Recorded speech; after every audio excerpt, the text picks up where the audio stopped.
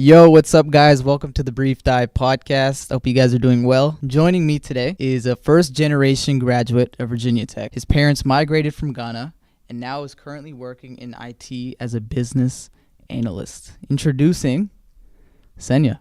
Rhymes with Kenya. And today we're going to dive into some topics that I think some of our audience would relate to. Many of you guys are in college. Many of you guys are freshmen. And I feel like Senya would provide great input. He's been through college before, during, and after, so he understands what it's like. So a lot of the people, what's the VTech symbol?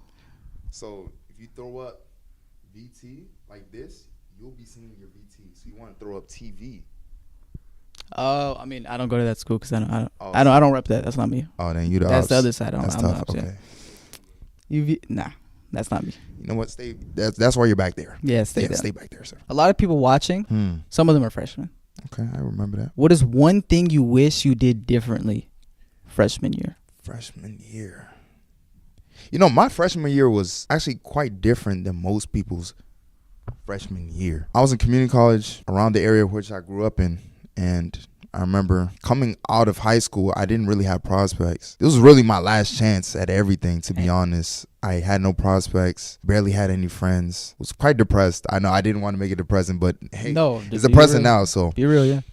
So going into freshman year, I didn't want to socialize. And going to Northern Virginia Community College, I didn't want to put myself out there. And I realized in just looking around and people that was my same age group in different colleges and different positions in life, that a lot of them got there solely by who they knew. And I would look at myself because of the fact I had so much anxiety, I had so much depression that would stop me from putting myself out there and going to meet new people. I would look at myself as this person that was introverted. I would look at myself as this person who can't make friends even if he tried. So I would essentially put myself down, and it caused me to be regretful because I was thinking about all the friendships I could have made. Dang. All the different connections that could have led me into and opened different doors in my life. Yeah. But at that time, I was so closed off. So my biggest regret my freshman year was essentially just not putting myself out there more. There's a lot of value that comes when you're able to even just place yourself in front of people and just talk. It doesn't have to be this grandiose sales pitch, but just placing yourself in front of new people that you may have never seen before and just building rapport. And not everybody's going to respond to you with the same type of energy.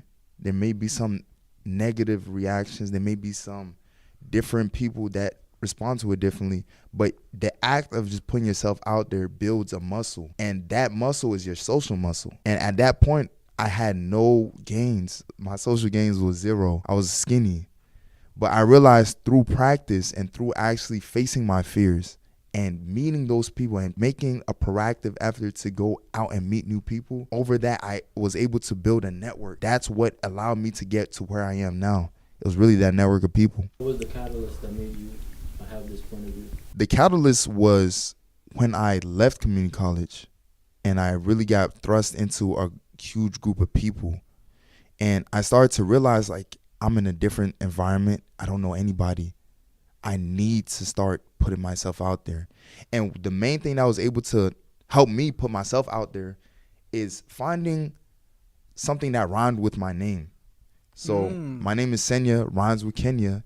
And that would essentially be my catchphrase no matter where I went. And I would just put myself in front of people.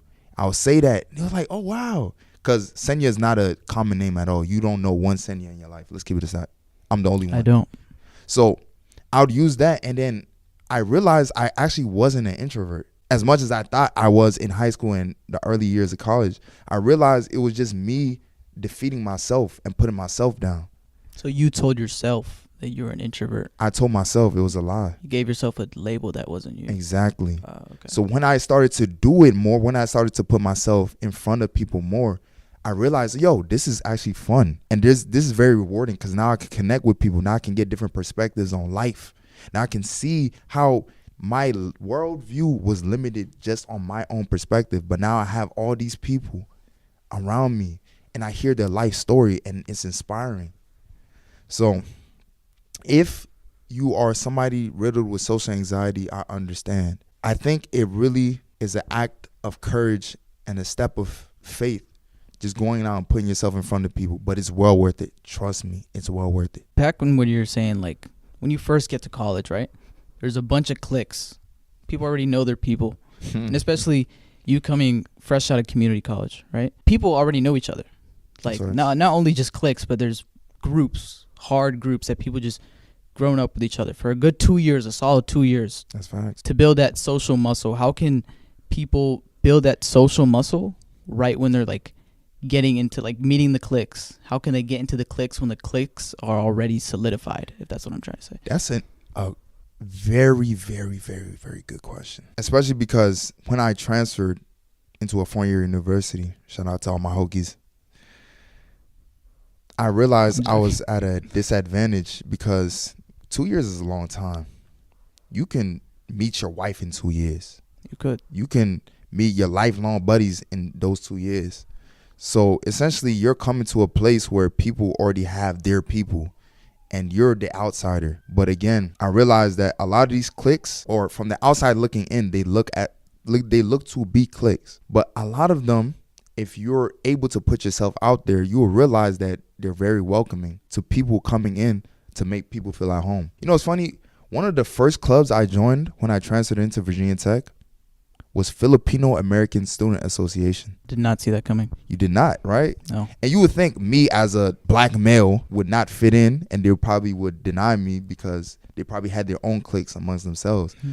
But I realized in pushing past that fear of, okay, what if they don't like me? What if they push me away because I'm this, because I'm that? I realized in me just being in that environment and building rapport with them, that outside looking in clique, it was almost imaginary. It was an illusion that I had made in my own mind. So with the whole clique environment, and if there's a group you want to join, just build rapport with them individually first to get to know the people for who they are. And you will see that this clique that you have in your mind, okay, this group over here, they probably don't like outsiders. Usually that's a lie. And again, it all starts with being proactive, putting yourself out there, putting yourself in front of people, and not caring what the outcome is, but building that muscle in order to keep on doing that. Let's say someone's in a situation. There's a group of friends down there that they're scared to talk to. What could they do to get out their comfort zone and just go straight to it? Just speak to them. Build that battery that you were saying. 3-second rule.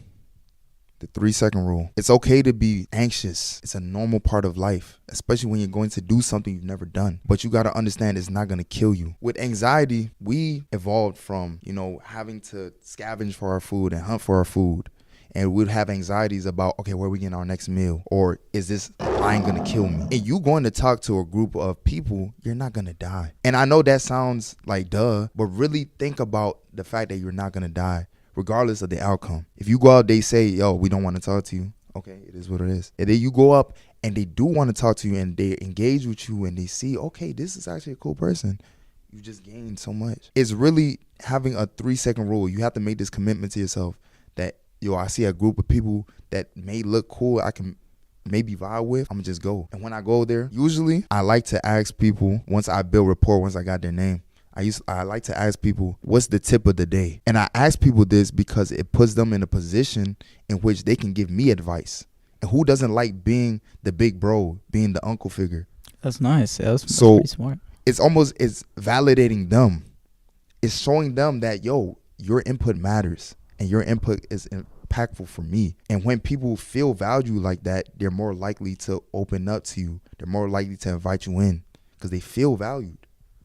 Go ahead, use that tip of the day. Very effective. That reminds me of this quote I read from a book. It was like, you overestimate the situation, but you underestimate your ability to cope with it. So we put this thing in our heads where it's like this. When we actually put ourselves in that position, it's not as bad as, we're just like, oh, wait, I'm still living, I'm still breathing. Exactly. One thing I learned is a majority of the situations that I find most anxious, behind it is something even bigger. Yeah. So what do you have to say about that? Putting yourself in that situation. So a lot of us, for instance, if it's talking to people, a lot of us have went through rejection in life. If that's from the other sex, if that's from people in general, with you being scarred by rejection, a lot of times you don't want to take that leap of faith because that's the underlying thing, the rejection behind it. Yeah. The whole reason why you don't go to the girl that you want to talk to is because you're scared of rejection. It's not necessarily because she's going to eat you alive or because she's a scary monster that's under the bed. It's because of the burn that you've had from rejection. But you got to understand that doors close so that others can be open. So rejection is really a way in which we can progress as people. Because if a door closes, but an even better door opens because that door closes, if you look at it from 1,000-yard perspective, you'll realize, okay, it was good I got rejected there so I can get this opportunity. For instance, let's say out of college, there was a job offering me $50,000 and I'm like, yo, I've never seen this much money in my life. This is great. I'm going to take it. Not knowing that if I had waited just 2 weeks later, there was a job offering 75 right around the corner. But what if, let's say the job that I interviewed for at the 50,000 rejects, and because of that rejection, I'm still in the job market, and the job that's offering 75 scoops me up. Would you then say that rejection was bad? No. So rejection is essentially God closing doors so that others can open that are even better for you. So don't be scared of it. Wow. That's actually like, you know what that needs? That was pretty good.